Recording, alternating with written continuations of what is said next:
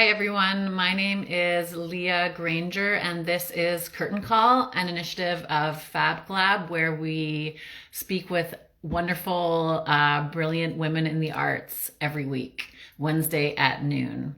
And today, before we get started, we just wanted to take a moment to acknowledge that this has been a time of mourning and reflection in Canada as we think about the 215 children that were recently found in Kamloops. And so it's something that we as an organization have been just thinking about what we are going to do and how we can give space to Indigenous artists to share their feelings about this and just like what it is that we're able to do, because it's been a really shocking, not that it should be a shock, but it's been a really shocking time.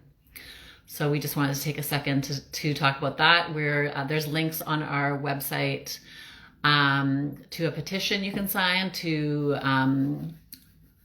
encourage the Prime Minister to have a national day of mourning for residential children, for lost residential children, for the children of residential schools. And we're just going to be giving space here on this show for the rest of the month to Indigenous artists to talk about their work and if they want to talk about what's going on right now in Canada. Today on the program, I'm very, very excited to have Viv Moore joining us today. If you don't know Viv, well, I feel sorry for you because she has been a force in the arts community in Toronto for decades. Theater, dance, combat. She's a choreographer. She puts together and leads amazing shows. And she's also just a joy in general. I'm going to invite her on to join right now. And it's just amazing to be able to connect with women like Viv during the pandemic. I think it probably won't be long. Hello. Hello. We did it. Welcome. Thank you. Well, how are you doing? That was the journey, wasn't it? And even hi everybody. And just let me say thank you. I'm very grateful to be offered this space to be heard and to share. It's thank you for doing the opening. It's a time, isn't it? It's a huge reflection in many ways. So I'm very grateful. Thank you. Thank you. Thank you for joining us. So you're not too far away from me right now, I think. You're just a few blocks to the west in Toronto, is that right? Down in Roncy? Yeah, Parkdale. Parkdale. Amazing. So maybe could you start by just telling me a little bit about can you hear me? Yeah, no, you're fine. You're fine. Can you hear me? Okay. Yeah, okay. You're great. Great. Thank you for delivering the phone. It's just been a bit of a nightmare, which technologically I am like minus first grade, and so I was sweating buckets last week. Anyway, yeah. We were like, we're going to make this happen. It will happen. So here we are. It's great. And one more thing, the elephant in the room, which you may or may not see. I look like I've gone through a round with a fantastic boxer. I've got eczema in the eye, or on the eyelid. There you go. Elephant in the room gone. You know what? We wouldn't have noticed, but I appreciate you pointing it out. Now we can all move on. Right. You look beautiful. I don't know. Maybe could you start by just telling me a little bit about like how your career has so many different facets and like so many you just work in so many different areas, and I wonder like how that developed, like what came first, and if one thing is kind of like your primary art form, or if everything you kind of see it all as one. What has your journey been like? I'll try and make it succinct. I think it's been a process of going, hey, I'll do this, and jumping in and really trying things. And I think for anybody who's a little scared, I think fear really fires me up and just makes me want to do things I haven't tried, and I'm really interested in that. So I guess at the age of 4 until 14, I did ballet. As many of us do. Yeah, not really for me. It was nice. Mhm. It was. I'm glad I did it. No, it's just it wasn't me. The precision, it's fantastic. I appreciate it, but of course not for me. And then I did the usual ballet, tap, contemporary. I did also dovetailing into this was I did a lot of sports, which I loved, and then I did some fencing at school. So lots of things. Really? Yeah. So not very much going through my brain. I left school. I went to college because my stupid headmistress told me that I would be very good going to this certain place, and I didn't want to. I wasn't sure if I wanted to go. It was to teach phys ed, and when I got, Right. I realized there was I didn't, I just wasn't thinking at that age. They told me there was a dance section, so I thought, oh wow, and this is a reflection of my life. I go la la la, and then I go, yeah, I'll do that. Hey, I'll try that. So call me stupid, or just like, whoa, this is great. Um, so I thought, hey, I'll do the dance section. So I did that for a while. Then I got bored with college and left after not doing very much. And then I traveled a lot, went to South America, Central America. I emigrated in the meantime by myself because I wanted a bit more excitement. So I emigrated with one bag and didn't know many people, but I did a big travel around. And then I ended up in Concordia, where I Yeah, how did that happen? It's oh, just kind of like when you landed. well, it's funny here again. It's crazy. My then husband and I had a big bus, and we traveled in this bus, which is fantastic. And then we went So into cool. Central and South America, hippies or what, I don't know. Then we ended up sort of going down the East Coast, South America, down the West Coast, up the East Coast, and ended up in Montreal. And we went one day. We had nowhere to live. I think I don't know where we stayed actually, but it's like the first day in a mall. And in September when people start to in universities say, "Hey, take this leaflet. I've got this. We're from Concordia. Do you want to come to Concordia?" So we both went, "Oh yeah." So We um, do. yeah. So that was the start of the 1 year of doing dance and theater at Concordia, where I got a little bit more serious about what I loved. And Just a little. yeah, and then I got that's when I did improv. Started to do a lot of improv, which I loved. I mean, just going on the nothing's perfect, but every moment is perfect. So struggling with the now actually of making things that are perfect. I've been doing a bunch of videos during the plague, and just going, Mhm. yeah, this is great. This will do. This is it. This is what's going on right now. So um, then I've seen some of those. Yeah, there's some wonderful stuff. thank you. Well, it's fun. Thank you. Then I guess then I left after a year at Concordia because I wanted to go to Vancouver. Went there, met Dave.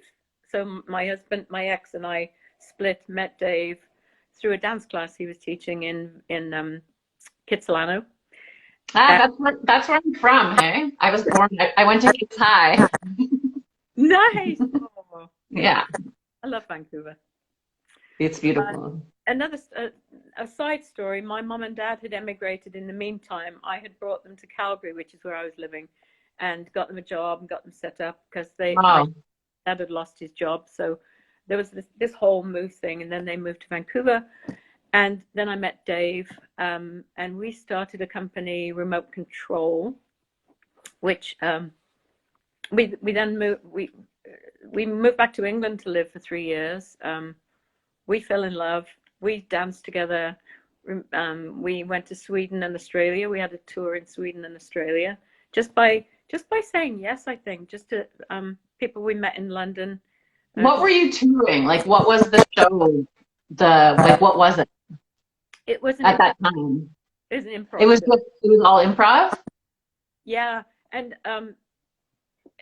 sorry, I'm talking a lot, but it's so fascinating. I think Dave saw a little advert for something in Brisbane. It was a big conference, and we thought, hey, we'd love to go to Australia. We have friends in Australia. Let's do it.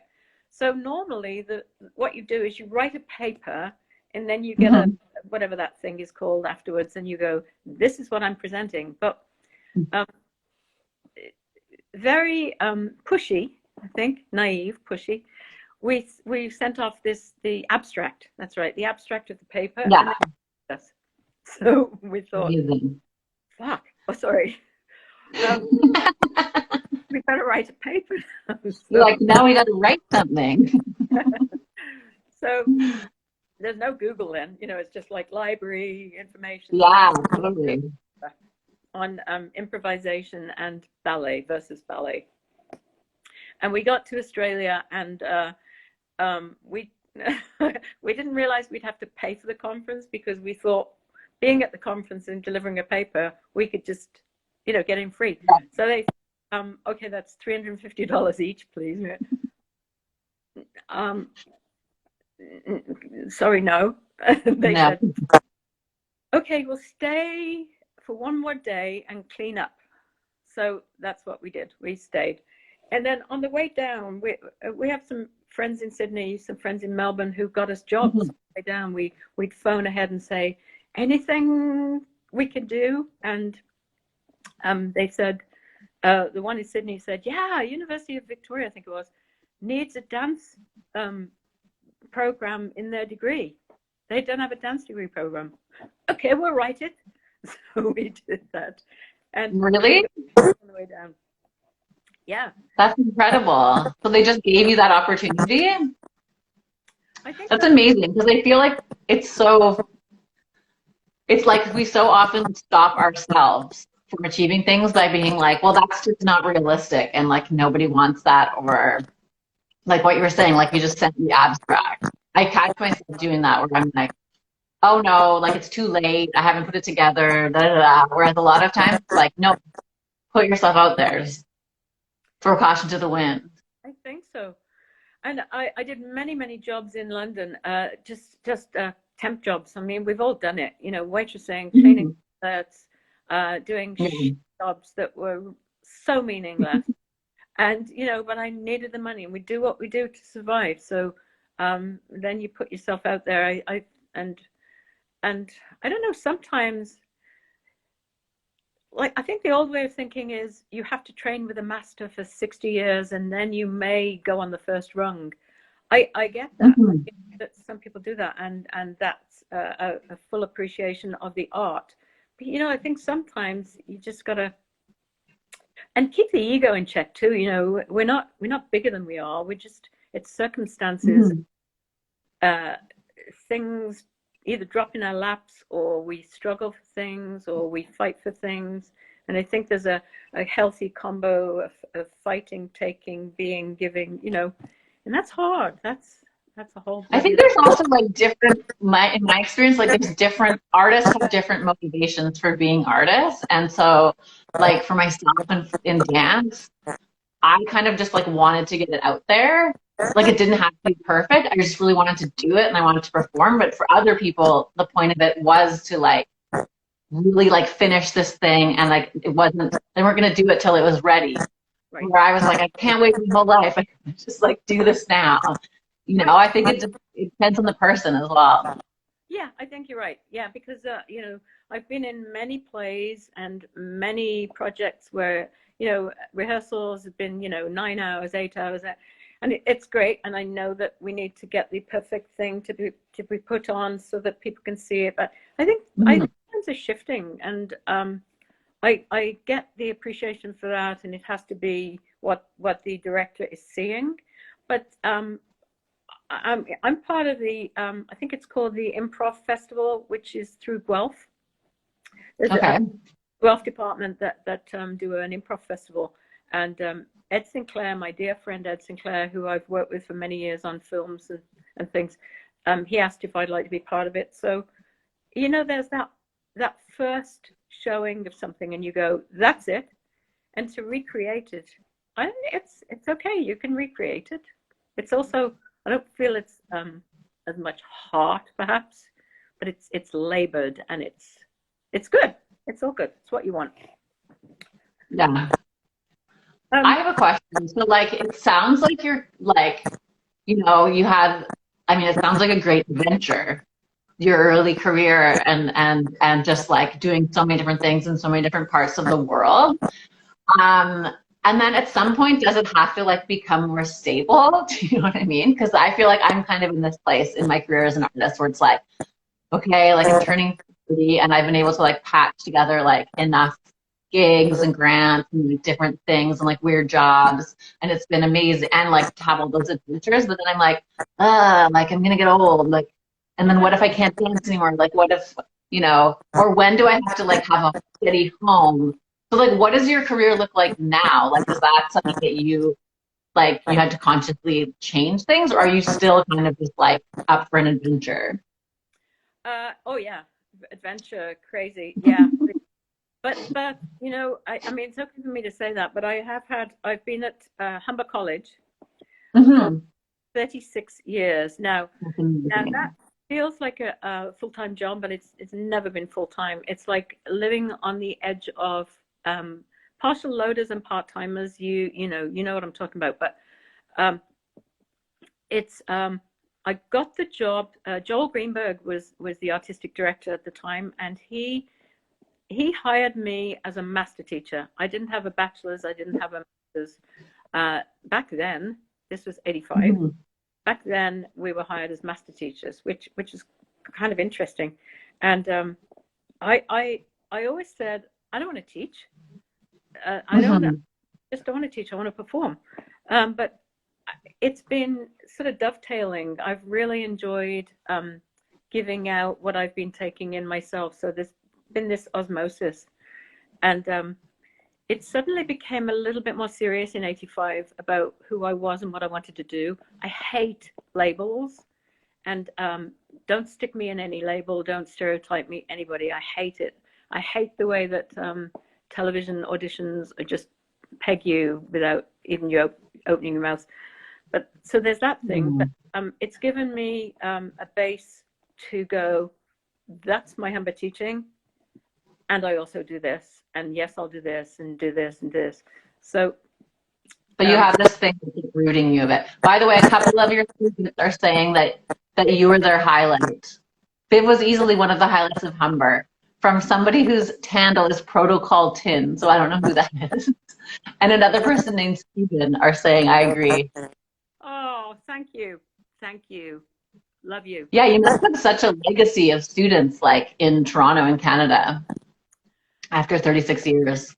I've loved every single one of them. This year was really hard because I taught in class from the September to December, and then I had to go online. Bloody night.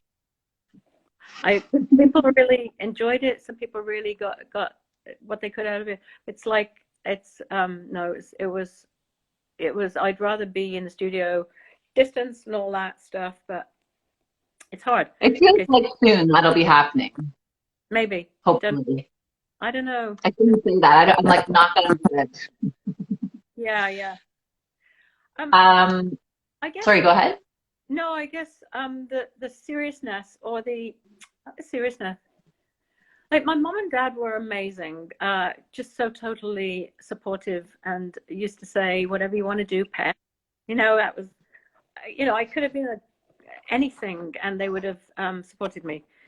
Coming from a certainly not wealthy family, very poor. My mom was very, very poor. And so the experience and like after the war stuff and just, I give you my full blessing. So that was so brilliant of them. And the leaving, I think kids stay at home more now. Everybody in earlier times, I think, wanted to just get out and experience life. I guess the stability thing was me going to myself, because I mean, I don't know how many people suffer from imposter syndrome. Oh my God, they're gonna find me out. This is the day that I'm found out. They've hired They're me. on me. Right. I Totally. think possibly because I used to bullshit my way through temporary jobs. I used to do Because accounting. you were an imposter. I used to do accounting, and they'd say, "Can you do the so and so system?" And I'd say, "Oh, I think so. Yeah, but perhaps just just show me." And I Just got like run the me one more time. caught out once, so maybe this is the start of my imposter syndrome. But just the saying to myself, "I am a dancer. I am a performer. I am an actor. Okay, now I can do this." So it didn't come easily. I don't It's know. really hard. I feel like it's really hard. Like I'm a professional dancer. To me, it's like I'm like, that's ridiculous. Is that even a thing? Or I just know people that are writers who are like, oh, well, I think it's especially difficult because you're kind of like, no one is giving you that title. You kind of have to just like take it for yourself. Yeah, and back to your original question, what area? It's like when I was national fight directors in coordinator in 95-ish, and I also studied 7 weapons. So I got my advanced. So cool. Great. I love smashing things. So, that really fed into the non-pretty route that I felt like I needed to take. It is all, I guess, survival and also the stuff that's gone on in my life. Not easy, but adventurous and fun. So just that whole thing of what is it you'd like me to do? So I'm hired to do choreography. Oh, and also a fight here. I mean, it was different then. It's changed now. One has labels and it's more specific in the route. But I don't know, Jill of all trades, or Yeah. not stepping on toes, because there were no toes particularly. It was just like you did the choreo, and then maybe you were in it as well, or you did the choreo. Oh, and there's a little bit of a fight scene here. Can you? So it was not as structured perhaps as now. And so it seems like and you've mentioned this, that you're sort of busier than you've ever been in your career. That you're busier than you've ever been. You're more active in your career. I think I don't know. I've also done a lot of my own things too, and I've just been asked to. There's a banner on Runnymede Library that Jen Goodwin and Kate Nankervis got together. It's for Stroll Toronto. So there's a project I did. There's this improv festival through ED. There is Susie Burpee and Theatre Direct are balancing act. So it's about caregivers and artists. So there are various things, and also working with my mom, which I can talk about. Yeah, tell me about that, because that's something that I see just following you on social media. Is obviously like you're so involved in her life, and it all seems like you're having so many opportunities to be so creative with her. So tell me a little bit about what's going on with you and your mother. I will, yeah, okay. And then we touched on the career, I think, I don't know, the older I have got, and I look in the mirror and I go, wow, I thought you were 30. What's going on? So that, what's going on in here and what I see with wrinkles. And I love my wrinkles. I don't care. But it's just interesting how I see myself as this. I was in Harbourfront washroom once, and this woman and I were talking, and she said, and what do you do? And I said, and it's hard to come out of my mouth sometimes. I'm a dancer, and I teach dance, and I perform. That's what I usually say. And she looked at me and she said, oh, you still do that? That's so nice. And I thought, no, I understand. I get it. You're like, how nice, how sweet. It's this labeling thing again. So yeah. I look at my mom. She's 101. you know, she came here from Vancouver 4 years ago because her rental apartment was sold and she was expected to just find somewhere at 96. It's been hard. Yeah. And lots of changes for her. I'm not even putting labels on because in that 4 years that I've love bombed her, I think things have shifted, and I'm tired.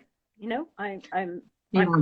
I've gone through many stages of not knowing what the fuck I'm doing, and just you know, you're supposed to do this if this happens. You're supposed no, we're not. No, everybody listening, just do what you feel is right, and don't worry about.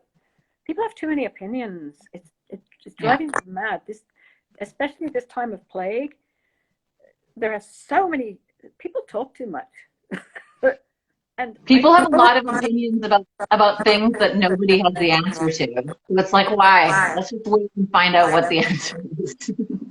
And not, I got so tired of pontificating about what might be true. yeah, I hate it. I'm just not interested. And anyway, so my mom is.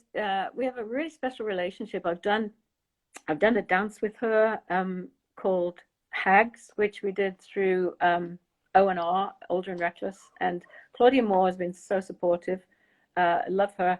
I just did the Nelken line with a bunch of people. She's very supportive. Then I also did Waking the Witch, a film that I took, Ed, my friend Ed Sinclair, took to England and visited the places that we grew up. So she's amazing. I mean, we have lots of song and movement together because I basically learned ballroom dance from her and my dad when I was tiny. And I think that I'm going to do a little piece with her for the improv festival, and we relate. I mean, there's a lot of.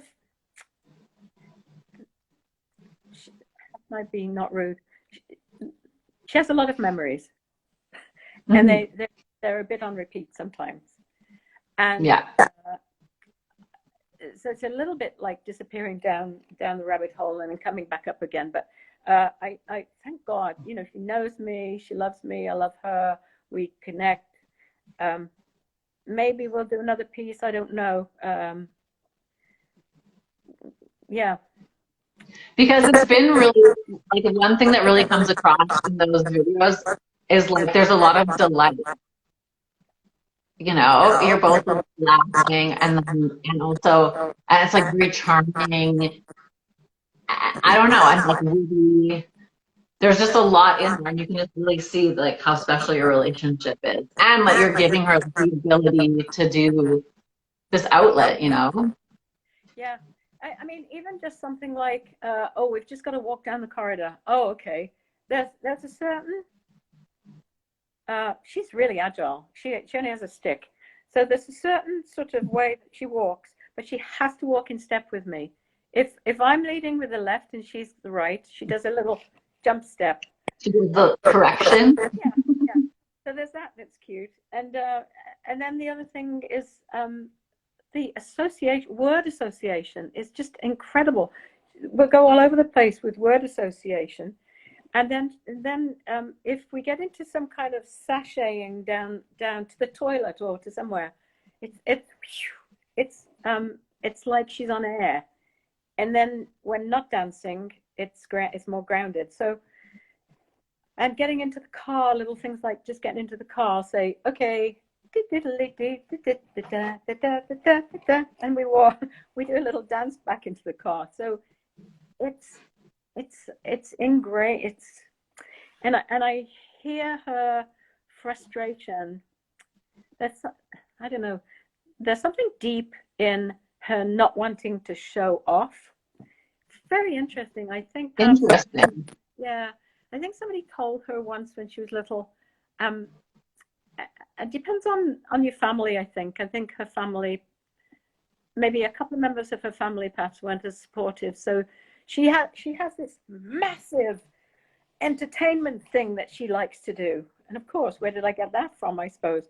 But somebody said, oh, you're too big for yourself, or, you know, people tell us things like that. I think we just have to say, Yeah. fuck off, because Yeah. I'm not interested in what you're saying. So now I think she's almost got permission to go, la, la, la, la, la, la, la, and she's having a great time. And I'm, Yeah. yeah, It's because it feels like something that you lose as you like emerge from childhood. It's sort of like, it's like in every movement, you know, the way we like walk, like you said, like walk to the car, like pick something. Like there's like we lose all the silliness or like all the curiosity. yeah, And it like takes so little to be doing something outside of the norm to just appear like kind of crazy. yes, And it's like, why do we do that? Like, especially with movement, I feel like it's like you have to conform, like movement and sound. yeah. If you deviate just a tiny little bit, and even if you're just like happy and doing it in like a playful way, you seem like a lunatic, Yeah, you know? exactly. And what's interesting also is that I've been from the, I think the start of the 80s, two things, Buffon and Butoh really Wow. fascinated me. Butoh Nakajima, who studied, I think, with Hijikata, she came to U of T in the 80s, and I took a workshop with her. And then I worked with Denise Fujiwara and did a whole bunch of workshops with as many people as I could with Butoh. And then Buffon, kind of at the same time, I loved the irreverence and the desire for me to get into something dirty. I don't do pretty very well, and it's like I studied with all sorts of people: Mike Kennard, Adam Lazarus. I went to England to study with Gaulier, but I came Wow. back. He was just not. Not for Anyway, you. that's another story. So those two things linked with where my mom's at right now. It's very Buffon. It's very Butoh and Buffon. It's like if anybody looked at us gurning, you know, and just being really ridiculous. It's moments of joy, sheer unadulterated joy that we both share. And Dave and I share that too. And got a shout out to Dave Wilson, who is for Yeah. 4 years, he's been, I mean, I've been with him 40 years. I was going to say, a bit longer than before. But for the past 4 years with my mom, Yeah. stalwart, just, just there for me. So I think, and he and mom had difficulty when she first came, just sort of with other things, but also Dave now, she just adores him. So the three of us are just imps. Yeah, I love that. It's funny. My mom is a writer and she has to, doesn't like, I think she might be watching right now actually, but she didn't like see herself as a performer, but she writes for children and she used to read for children. So she took all of these like, clowning, like really intensive clowning courses, like many hours a day.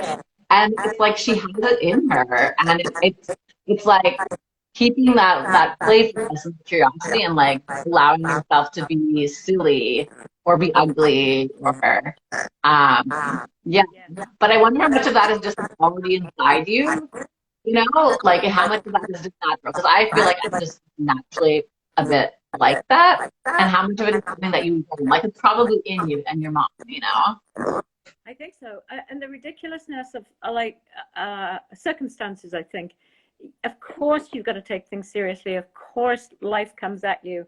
But, you know, Mhm. it comes at you every day. And I think my mom was, she had sleeping sickness when she was little. She got through, she just came into the world when the Spanish flu epidemic was coming. She's had, Wow. she went to the fever tents to visit my uncle had TB. They were put in fever tents.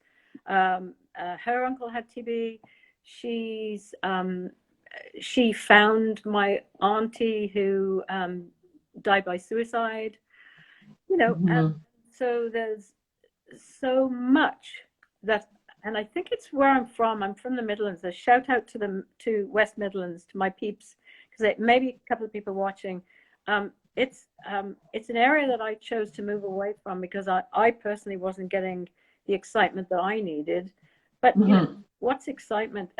Like it's a fantastically amazing place. It's called the Black Country, and it's industrial heart, and it's just like there's no nonsense.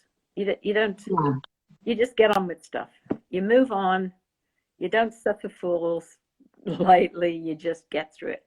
So I think that's my mom's thing, and she instilled that. And my dad had loads of. He was given up when he was young, and lots of heartbreak. So you kind of turn it, and that's the bouffon. I think you turn it into something that's. What am I gonna keep moaning about? Otherwise, I'd be dead. Yeah. It's a useful combination of values for an artist that's like going to make their own career.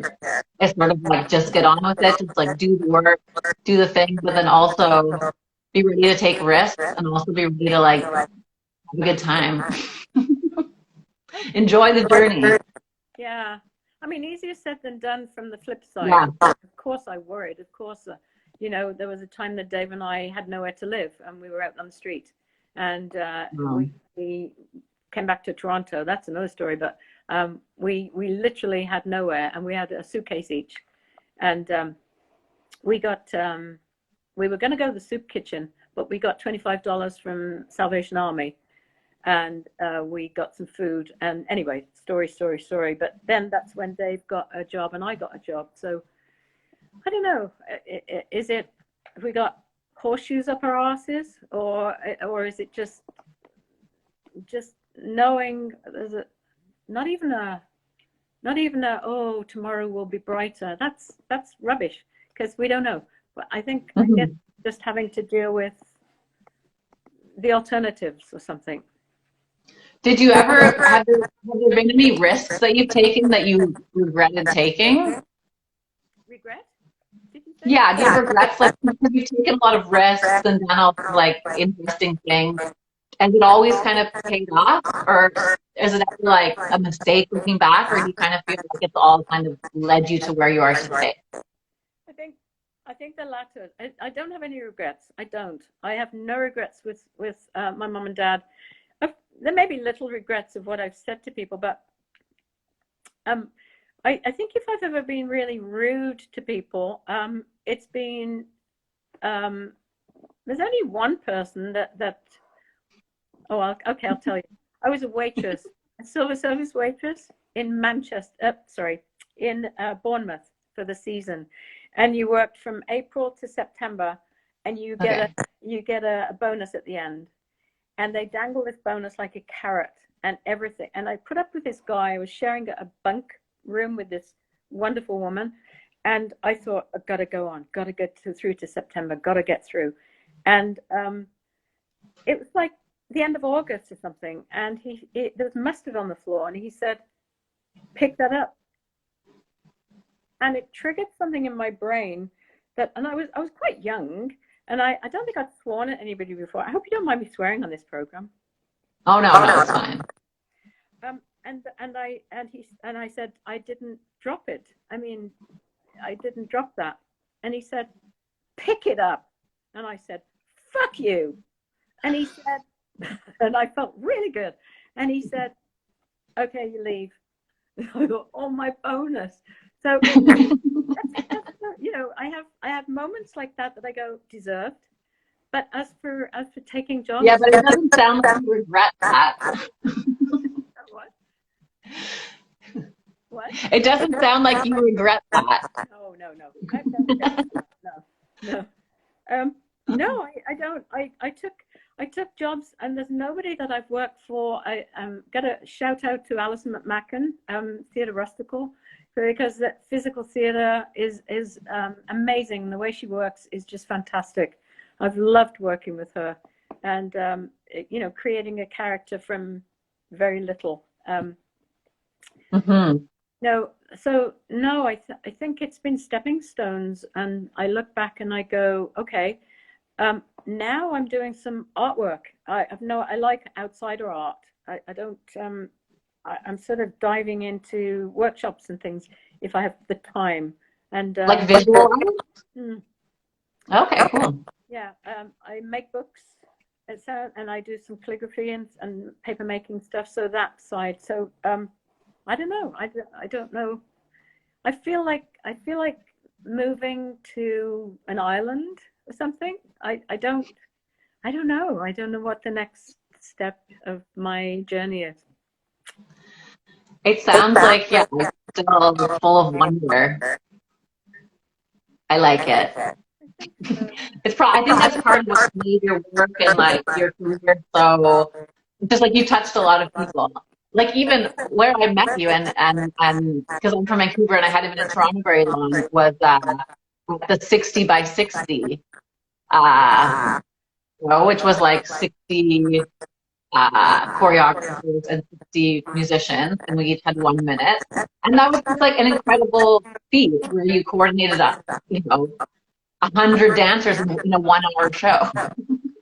It was a fantastic concept. It wasn't my concept. Here's another interesting. I was in London. My sister lives there. I was in London visiting and just having a good time, and I saw that something like, I don't know if it's called 60 by 60, but it must have been. They were doing it in London, and I couldn't see it, but I thought, wow, that's a great concept. I'll write to them. So I wrote and said, I don't want a copy, but is there any way I could do this in Toronto? And they said, yes, there's a woman called Tova Cardon who is doing the musical aspect of this. Call her. So I called her. We got along really well. She said, why don't you do the choreographic side and I'll do the music side. And it's a brilliant concept and great meeting you and everybody else. And it was just. Yeah. I wish I could have seen it. I wish I could have seen it. But yeah, it was an incredible concept. And just to bring so many diverse worlds together was really incredible. Yeah. Do you have any, I was going to ask, do you have any projects like coming up that people can watch for us? Like you're talking about the Guelph improv, or anything else that people should be, like, what does the future hold right now for you? Right. I think it's an interesting time. I mean, good God, that's an understatement with all that's politically going on, and then the plague, and then everything else. It's just I've made huge shifts in my thinking about many things. I've no idea where I'm going, and I think it's there's food for thought for the summer. I have no definite project. I have this banner at Runnymede with a little poetry on there, which is I go past there because it's close to my mum's, and thank goodness Kate and Jen gave me this opportunity because it was deep in November land, and I've been through some pretty lows this past 4 years for trying to figure out where my mum is. This allowed me to just go, okay, I'm still there, hello. And I don't know, I feel like applying for grants. I don't get very many, but I feel like I should. You got to throw your name in the hat. Yeah, and get some ideas rolling, and I don't know, travel. I want to travel, so. Yeah, honestly, it feels like this summer has come after such like the longest winter. Being in Toronto and you were here the whole time, I think it was a really tough place to be. Just because of the lockdowns and the cold and everything. So this summer, I'm very like hopeful. There's like little performances coming back. There's little opportunities. There's people starting to be in the streets. And I think in a couple of weeks it's going to be a little explosion. So you've got opportunities coming up?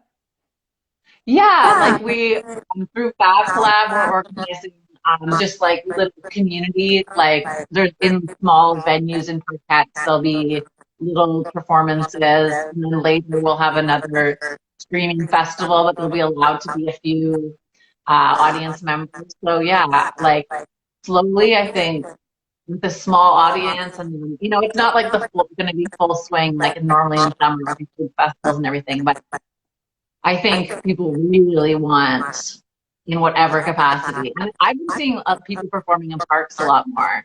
Yeah. And it's like magic. It is. Yeah, do you remember the times when parks were, there were oh my God, Sylvie Bouchard, Dust Dances. That used to be magical times. And yeah, I think maybe hopefully we'll get back to not only we have to go to theatre, but it's on the street corner. It would be a nice idea.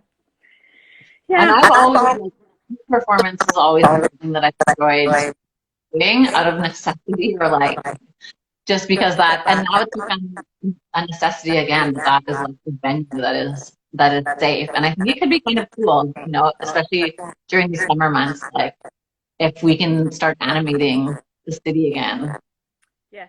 Yes, that would be amazing. Particularly because we've been the longest people in lockdown, or whatever, stay at home or lockdown or something. I mean, everybody else seemingly in the world is now out. So Toronto is famously, I think, had the most days in lockdown, like in the world. Yeah. We deserve it. We're ready to, I think, to come out of our shell. I agree. I think so. Yeah. I thought there was one more thing I was going to say, but I think I'm okay. Clog. That was the other. Do I have 1 minute? Of course. Okay. Two things. One, I used to sing with the Boy Choir of Lesbos, and we were a boy choir, and we sang a lot at Buddy's many years, and I was called Victor Lamour, and my boys and we would do performances, and that was great. Is this in Buddy's at that time? Yeah. Oh, so cool. Tristan Whiston was the main head boy. She was the head boy, and so we had choir gowns, and that was a real highlight. That was sort of mid-90s, I think. And then my clogging career, I did my master's and my bachelor's in between times, and I did my master's. I did. I don't know what I called it, but it was about English clog, and how linked it was with. I was brought up on British Music Hall, and amazing eccentric acts, love eccentric acts, and the tap and the clog, and also it's like a variety show. Yeah, like vaudeville. Okay. Lots of old acts, and I thought I wanted to learn English clog, so I came back. I ran away to England in 2000, and said, Dave, I think it's all going to be okay, but I got to go away. And that's when I studied with Gaulier, and I also found out a lot about clog. And my wonderful friend Kerry Fletcher, who runs now. Oh God, I'm sorry, Kerry.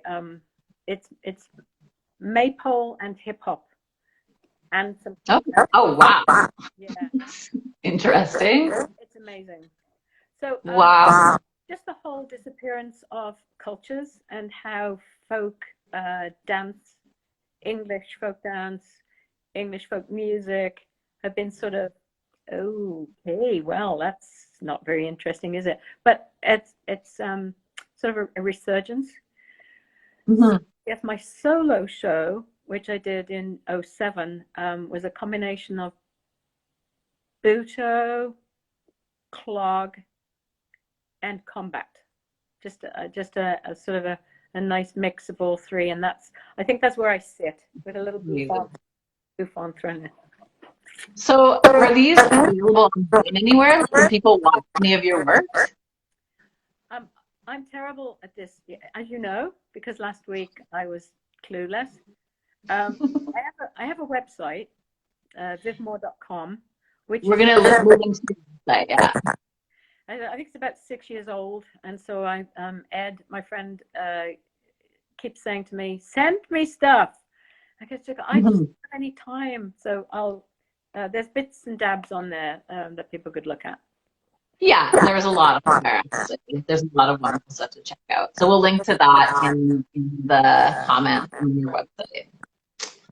But Viv, thank you so much for joining us and for taking the last week and this week to be with us here today. It's so wonderful to be able to hear about your career and just to kind of be inspired about the future and about sort of being open to whatever comes your way and sort of chasing things down and not being afraid to jump in. It's very super inspiring. And yeah, I've long been an admirer of you. So it's really wonderful to be able to talk to you today.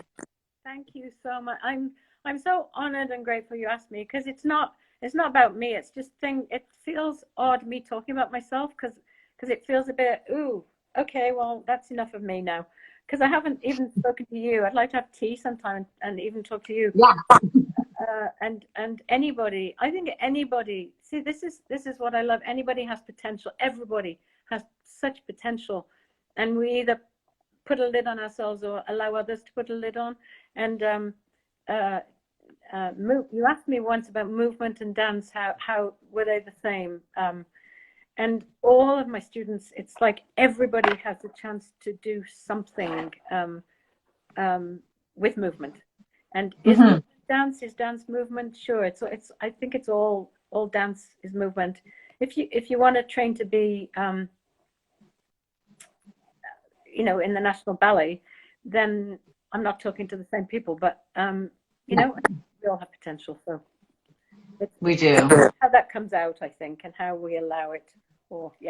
So I'm very grateful. Bottom line, I'm very grateful, and I'm talking way too much now, and I'll get off.